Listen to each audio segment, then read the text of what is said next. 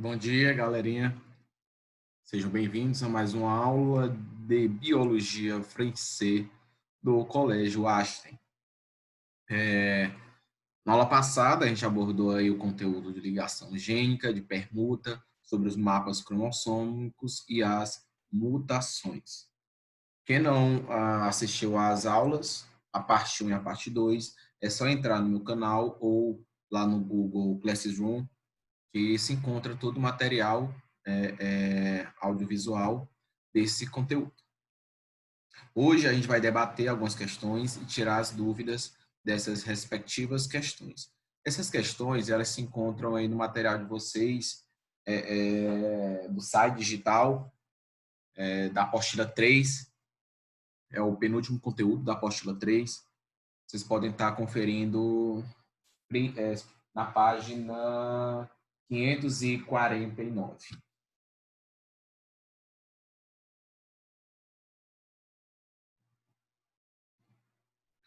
Primeira questão do praticando. As mutações gênicas, eu só colocar logo a caneta. As mutações gênicas e recombinações gênicas são os principais acontecimentos biológicos responsáveis pela variabilidade genética nas populações da maioria das espécies dos seres vivos. Então, galera, a gente falou aí, né, que as recombinações gênicas, vocês podem estar recapitulando no conteúdo que foi abordado em sala de aula. Essa recombinação gênica, galera, ela meio que está responsável por haver uma grande variabilidade genética, né? Essa recombinação gênica, ou permuta gênica, ou crossover, como vocês queiram chamar, essa recombinação gênica ocorre entre cromossomos homólogos e ocorre, sobretudo, lá durante a meiose, sobretudo lá na meiose 1, né, galera? Em que justamente vai haver em que um par de cromossomos homólogos, né, um cromossomo de cada progenitor, ele vai meio que se quebrar e trocar partes de seus cromossomos, né? E essas partes de seus cromossomos é que vão carregar os seus genes. Então, quando os genes eles meio que vão ser recolocados, né? Eles vão realmente haver uma troca desses segmentos. Vai haver o que, gente? Uma troca aí entre essas cromátides que não são homólogas. E essa troca de segmentos vai me gerar uma maior variação genética. Aí ele fala o seguinte: as recombinações gênicas ocorrem a partir da segregação independente dos cromossomos e da permuta ou crossover. Letra B, divisões celulares, apenas em tecidos que tenham neoplasia ou tumor se desenvolvendo. Gente, isso aqui já podem marcar errado, tá? Pelo amor de Deus. Nada a ver. Em animais que têm reprodução sexuada, em gametófitos, mas não em esporófitos. Isso aqui já é a parte de plantas, gente. Mas acontece em gametófitos, tá? E esporófitos também, que, pelo menos que tenham reprodução sexuada. Na divisão 2 da meiose, não. Na divisão 1, na meiose 1. Então, gente, correta aqui é a letra A. Ou seja, gente, essa permutação, como eu falei para vocês, ela leva à formação de um determinado número de gametas, né? E esses gametas, eles são gametas que possuem recombinações entre esses alelos, né, existentes nesses cromossomos que vocês herdaram dos seus pais. Então, a recombinação gênica, ela acontece a partir da segregação independente dos cromossomos. Galera, foi o que Mendel propôs na segunda lei, segregação independente. Tá? Ele ocorre justamente durante a meiose 1. Então, letra A. Letra B de bola. Ou, letra B de bola, ó, segunda questão. Segunda questão. Considerando que em dois pares de genes, azão, bezão e azinho, bezinho, lembrando, gente, que esses aí são os genes, os gametas, perdão, dos progenitores, tá? Os gametas parentais. Em arranjo cis professor, o que é arranjo cis? É só lembrar, gente, o arranjo cis é quando os dois alelos selvagens, né, eles estão em um cromossomo e dois alelos mutantes vão estar no outro cromossomo. Beleza? É o que a gente chama de arranjo cis. O trans não. O trans é quando o alelo mutante, eu vou ter em um cromossomo um alelo mutante e um alelo selvagem. E no outro também, um alelo mutante e outro selvagem. Então, galera, continuando a questão aí, né, eles estão em arranjo cis. Durante a gametogênese ou meiose das células reprodutoras de um indivíduo. Durante a meiose, né, das células reprodutoras de um indivíduo, ocorre uma taxa de permutação de 24%. Então, ó, já deu a taxa de permutação. É o que eu falei na aula passada, né, que a gente trabalha uma questão desse tipo. Ó, gente, então o que acontece? Quem é os meus gametas parentais? Eles vão estar em arranjo cis, correto? Como foi abordado aí. Eles estão em arranjo cis. Portanto, eu vou ter em um cromossomo, gente, Azão, Bzão, que são os meus selvagens, né? E o outro, os cromossomos, no caso seriam os mutantes, estariam, né, em Azinho, Bzinho estariam do outro lado. Beleza? A taxa de permutação, galera, foi 24%. Então, ó, a gente separa. Com permutação, tá? Com a permutação, foi quanto, gente? 24%, correto? Sem a permutação, galera, sem permutação. Gente, se com permutação veio 24, sem permutação é só diminuir. 100 menos 24 vai dar aí o quê? 76%.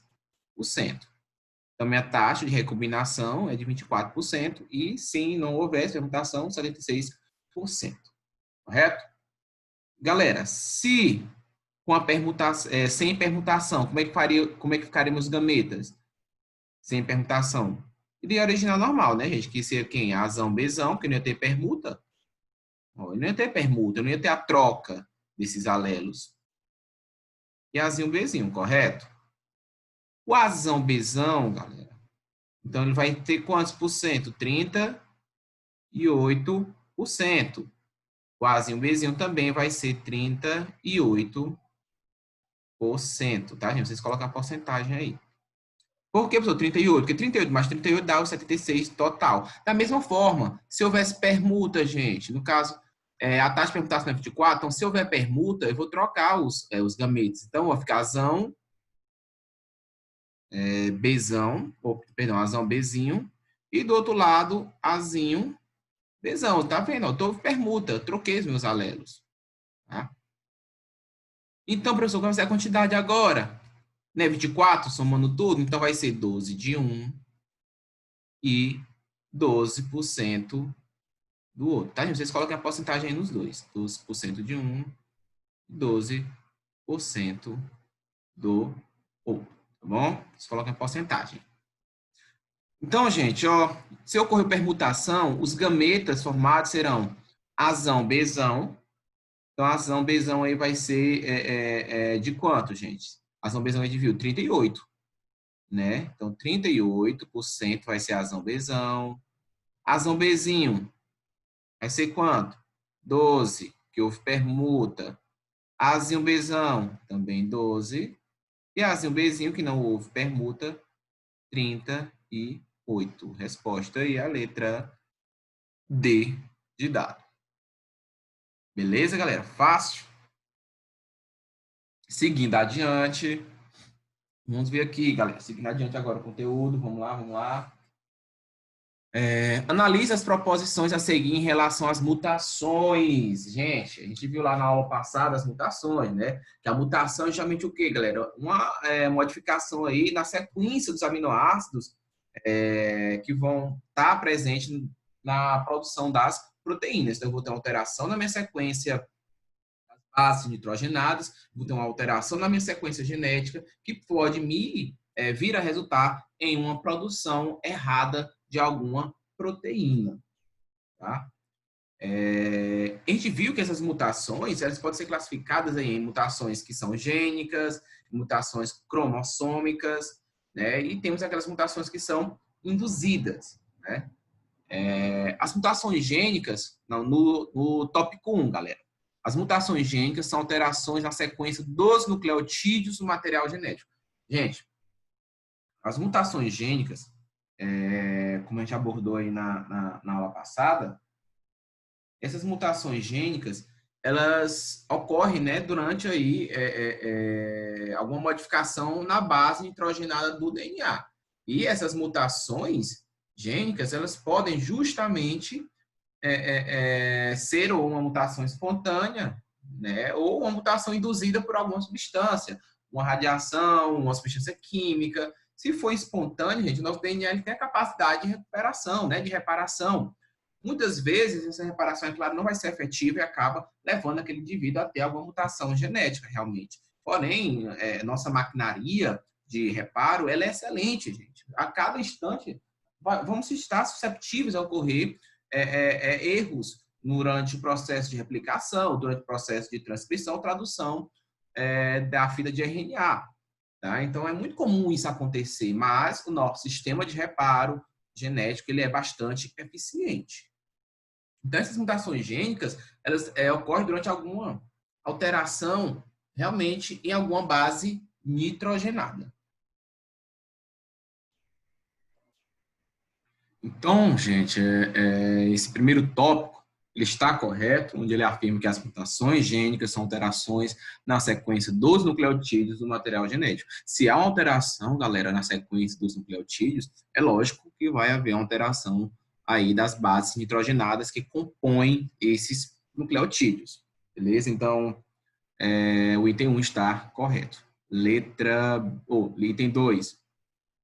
As mutações cromossômicas numéricas. Então, lembrando, gente, as mutações cromossômicas, elas podem ser de dois tipos. Elas podem ser numéricas ou estruturais. Tá? Ou seja, essas alterações elas podem afetar o número de cromossomos ou podem afetar alguma estrutura do cromossomo. Então, as mutações cromossômicas numéricas são aquelas que não modificam a quantidade de cromossomos. Então, já foi errado, gente.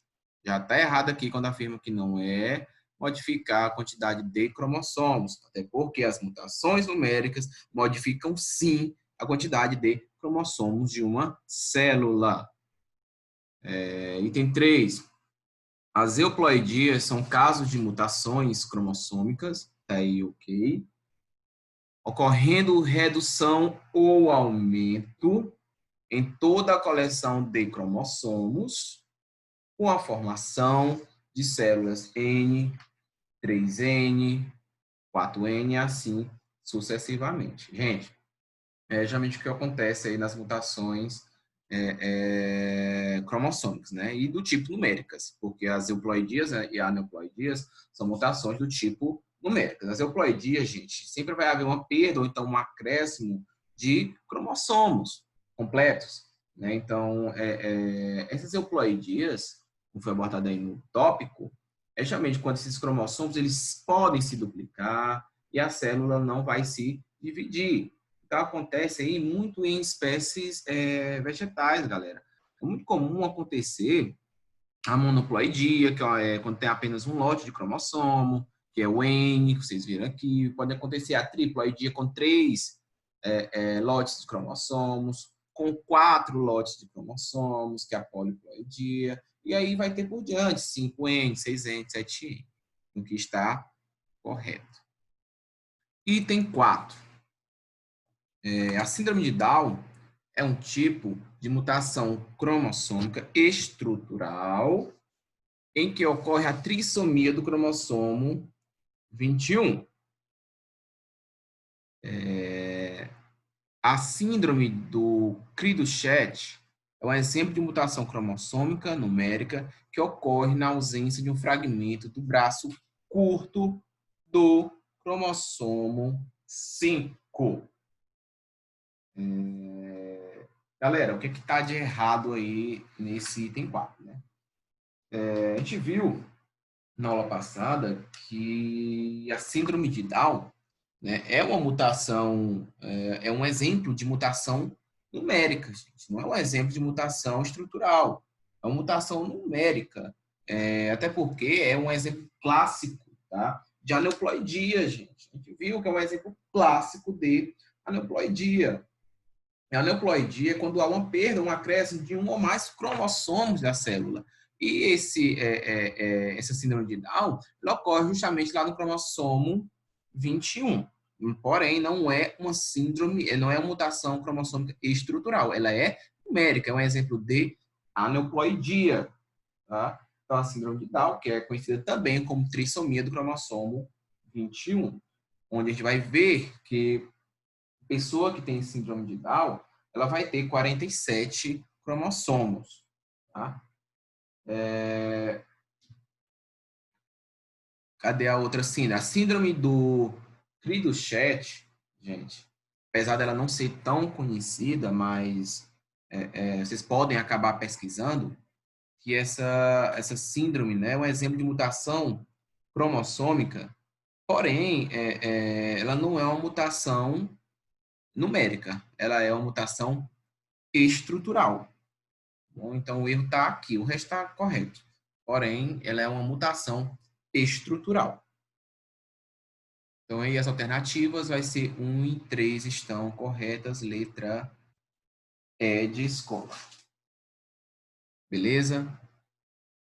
Próxima questão. A moderna teoria da evolução admite que a fonte primária da variabilidade dos seres vivos é a mutação genética. A gente já falou isso aí, gente, né? Que a própria mutação genética, né, ela também pode levar a uma evolução do ser humano, né? Por exemplo, acontece muito aqui agora, durante o caso de Covid, né? A própria questão aí da mutação do vírus leva a uma evolução do vírus. Então, existem mutações que acontecem e acabam levando aí a uma maior evolução, tá? A uma evolução. Se a gente se tornar resistentes, por exemplo, ao Covid, isso já é uma evolução, é algo relacionado à nossa genética e que nos levou a ter uma evolução. Então, ele fala o seguinte: como se pode definir mutação gênica em termos moleculares? Gente, quando a gente fala molecular, já lembra logo da molécula de DNA. Então, o que é uma mutação gênica? É qualquer modificação, qualquer alteração na sequência, né, de aminoácidos, na sequência de bases do DNA, ou então na sequência de nucleotídeos do DNA. Vocês podem utilizar qualquer termo que seja associado à molécula de DNA. Vocês podem falar que pode ser uma alteração dos nucleotídeos durante a duplicação ou replicação do DNA. Vocês podem falar que pode ser uma alteração na sequência de bases nitrogenadas que compõem os nucleotídeos do DNA, ou então uma sequência, né, alteração na sequência de aminoácidos do DNA. Então, vocês podem podem ter aí um leque de opções de termos relacionados à genética, vocês podem utilizar aí para definir mutação gênica. Beleza? Letra B. Por que mutações em células germinativas são mais importantes para a espécie do que aquelas que ocorrem em outras células do corpo? Gente, a gente já estudou isso lá em mitose. Para quem não lembra, as células germinativas são as células originais, né, digamos assim, que vão gerar os gametas. Então, gente, justamente porque, por meio dessas células germinativas, as mutações elas vão passar adiante para os gametas. E, consequentemente, são mutações que vão ser herdadas, né, para as gerações futuras. Por isso que as mutações nas células germinativas são mais importantes do que aquelas que ocorrem em outras células do corpo, porque justamente são mutações nas células germinativas que vão originar os gametas, e essas mutações nos gametas vão acabar se proliferando, digamos assim, né, para as próximas gerações, vai acabar aí afetando as gerações seguintes. Beleza, galera? Vamos adentrar agora aí no desenvolvendo habilidades. Primeira questão. Observe o esquema abaixo e assinale a alternativa que indica a aberração cromossômica por ele representada. Gente, vocês podem observar aí a imagem em que a gente tem um cromossomo homólogo normal, ó, AB, primeiro pedaço, e o outro CDE, correto? O homólogo dele, AB, CDE. Olha o que aconteceu aqui, gente. E tem um outro par de cromossomos. O HIJ, KLM. HIJ, que é o seu correspondente, KLM. Ok? Olha o que vai pegar. Vai ocorrer uma troca de segmentos. O provavelmente o E com o LM. Então, ó, um deles ficou o quê? AB, CDE, beleza. O outro, como houve a troca entre esses dois, um deles, que seria o homólogo desse, né? Acabou ficando, ó, AB, CD, LM. Então, esse pedaço, que era de um outro cromossomo homólogo, foi para esse outro aqui, correto? Para esse lado da cromátide. O outro pedacinho aqui da cromátide, original, ele acabou indo para o outro no lugar. Professor, isso é uma substituição? Cuidado, não é substituição, né, de base. Substituição acontece em mutações do tipo numéricas, tá bom? As mutações estruturais aqui é onde ocorre justamente o caso de translocação. Por quê, professor? O que é translocação, gente? É quando o cromossomo aqui, ó, ele tem um pedacinho dele, acaba vindo de um outro cromossomo. É como se fosse uma troca, uma translocação. Eles vão mudar de local, vão trocar de local. Então, quando o cromossomo ele tem um pedaço de outro cromossomo, eu chamo isso de translocação. Beleza? Então, ó, houve aí a troca entre esses pedaços de cromossomos, né? Esse pedaço de cromátides. Professor, pode ser deleção? Não, porque não houve nenhum apagamento, né, de pedaço de cromossomo, não houve nenhuma perda de um pedaço de cromossomo. Tá? Essa perda, gente, esse processo de deleção, ele acontece muito nessa síndrome que a gente viu aqui na questão passada, a síndrome de Cri-du-Chat. Ela ocorre realmente por conta da ausência de um fragmento do cromossomo 5, né, de um braço cromossomo 5. Então, essa perda aí desse fragmento, essa extremidade aí do braço curto do cromossomo 5, é caracterizada aí justamente pelo fato aí de ocorrer uma deleção. A duplicação não, gente, não tem nada duplicado. Não houve duplicação de pedaços de cromossomo, então não é. Inversão também não houve inversão, não houve troca, invertido, não se inverteram os pedaços de cromossomos, então só nos resta a translocação, tá bom? E a adição, professor? Gente, a adição, ela é uma modificação numérica, tá bom? A adição é uma modificação, uma mutação gênica, tá bom?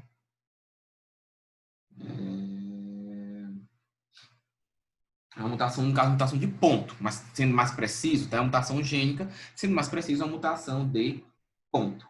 Assim como a substituição. Então, aí a resposta é a mesma letra D de dado. Aqui agora, ó, segunda questão. Da Universidade Estadual do Rio Grande do Norte, 2014. Nem sempre os genes situados no mesmo cromossomo caminham juntos para o mesmo gameta, pois pode ocorrer a permutação ou crossing over, ou seja, uma troca de partes entre cromátides homólogas. Considere o esquema aí, ó. Seguinte, tem a célula 1 e aqui tem a célula 2. Galera, tá aqui os genes. Você pode perceber que os genes estão aqui, ó. Tá aqui, vamos supor, aqui poderia ser, por exemplo, Azão, Bzão, aqui poderia ser Azinho, Azinho, e posso colocar, poderia ser Azinho, e posso colocar o outro como Bzinho, tá? Posso colocar aí no arranjo, que no caso é o arranjo cis, correto? Ou eu posso estar colocando de outra forma, posso fazer um arranjo trans também, tá? Mas aqui eu vou colocar do jeito que tá aqui, que é melhor para vocês entenderem. Da mesma forma aqui, gente. Azão, Bzão, Azinho, Bzinho. Eu posso colocar outras letras, se quiser, tá bom? Gente, A partir da análise das células, você pode afirmar o quê? Na célula 1 haverá maior taxa de recombinação, pois os genes estão mais distantes. Gente, a gente viu isso aí na aula passada, foi? Vocês lembram, né, que quanto maior, né, quanto menor é a distância entre os dois genes, menor a probabilidade de ocorrer permuta gênica. E, pelo contrário, quanto maior a distância entre esses alelos, maior a probabilidade de ocorrer a permuta gênica. Então, aqui na célula 1, eu tenho sim uma maior taxa de recombinação comparado à célula 2. Por quê? Porque a distância entre eles, esses alelos, em um mesmo locus, em um mesmo gene, ele é maior. Então, a letra A está correta. A taxa de recombinação e a distância entre os genes não possuem qualquer ligação? Possuem, gente. Acabou de falar. Quanto maior a distância entre esses genes no cromossomo, maior vai ser a taxa de recombinação. Na célula 2, haverá maior taxa de recombinação? Não é, está errado. Letra D, as células 1 e 2 terão a mesma taxa? Não, porque eles não estão na mesma distância. Né? Os alelos não estão na mesma distância, então não vão haver a mesma taxa de recombinação. Então, ó, guardem na mente de vocês esse seguinte critério, gente. Falei isso para vocês na aula. Quanto maior a distância entre esses dois genes, no cromossomo, maior a probabilidade de acontecer o crossing over. Beleza? Terceira questão. Deixa eu ver a correção. Ok. O processo de divisão celular, ele é extremamente importante nos processos biológicos. Durante a prófase da primeira divisão meiótica, os cromossomos homólogos podem passar por permutações entre si, que é o crossing over. A gente viu isso lá, né? Que ocorre lá na prófase durante a meiose 1, gerando gametas com uma recombinação de alelos diferente das combinações existentes dos cromossomos parentais, é claro. A recombinação é ver a formação de gametas diferentes.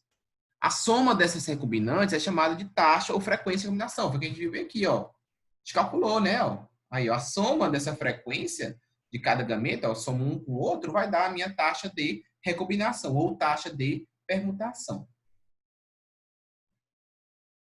Para seguir, exemplifica um caso de 3 genes, A, B e C, situados em um par de cromossomos homólogos. Então, tá aqui, ó, A, B e C. Tá? Sobre as taxas de recombinação entre esses locos, verifica-se que a taxa de recombinação entre A, B e C é randomizada e inespecífica. Não, gente, tem como especificar aí a taxa de recombinação. É claro, tem como especificar. Se me der os números, aí dá para especificar de boa. Ela é randomizada, posso dizer, ela é geral, né? Uma taxa única? Não, não é uma taxa única, não é randomizada. Essa taxa varia. Por que varia? Porque depende da localização desses cromossomos aí nos respectivos, a localização desses alelos, desses gametas, nos respectivos cromossomos. Então, não é uma taxa única, ela depende aí da localização desses gametas, né? Desses alelos aí nos cromossomos. A e C é maior que entre A e B. É claro, gente, minha taxa de recombinação entre A e C vai ser maior do que entre A e B. Por quê, professor? Porque a minha distância entre A e C é muito maior do que minha distância entre A e B. Então, letra B. Fácil essa questão, correta, né? A e B é equivalente, ó, A e B é equivalente entre B e C? Forma alguma, gente. B e C, a distância é bem mais curta. A e B é menor que entre B e C da mesma coisa, gente, não tem como, né? Nem equivalentes e nem é menor, tá? A distância entre A e B é bem maior do que entre B e C. Então, aí a alternativa é letra B. Novamente repetindo, quanto maior a distância entre esses alelos em um cromossomo, maior vai ser a taxa de recombinação. Quarta questão. É uma questão do Enem, galera. Uma questão do Enem, tá? Ele fala o seguinte, do Enem 2016. O Brasil possui um grande número de espécies distintas entre animais, vegetais e micro-organismos, envoltos em uma imensa complexidade e distribuídas em uma grande variedade de ecossistemas. O incremento da variabilidade ocorre em razão da permuta gênica, ou permuta genética, a qual propicia a troca de segmentos entre cromátides não irmãs na meiose. Essa troca de segmentos é determinante na que, gente? Produz indivíduos mais férteis. Gente, fertilidade não tem nada envolvido aí com questão de crossing over, pelo amor de Deus. Transmissão de novas características hereditárias. Gente, aqui já se encontrou a alternativa correta? Será que é a letra B, transmissão de novas características adquiridas? Gente, não tem como, né? Essa transmissão de novas características adquiridas é um caso de mutação. Aqui, quando ocorre uma recombinação genética, ou um crossover, vai acabar formando novos gametas. Não vai mudar aí as características adquiridas, gente. Não é uma mutação, né? A mutação, sim, que vai acabar transmitindo novas características adquiridas. Isso é um caso, beleza, de mutação.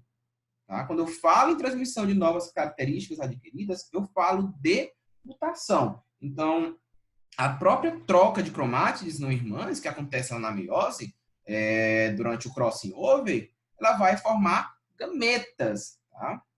Ela acontece aí, gera um processo que vai ser essencial para formar os gametas. Então, a resposta é a letra C, ó, recombinação genética na formação dos gametas, ou seja, essa troca de segmentos ela é determinante na recombinação genética para formar os gametas, não é uma mutação, beleza? Ocorrência de mutações somáticas, gente, também acabei de falar, a troca de segmentos não é determinante na ocorrência de mutações, tem nada a ver trocar cromátides e ocorrer mutação, tem nada a ver, tá? Variação do número de cromossomos característicos da espécie, gente, a meiose não tem nada a ver com a questão de variar o número de cromossomos da espécie. Não é eu trocar segmentos que vai variar o número de espécies, não. O número de cromossomos da espécie, ele digamos assim, ele é único.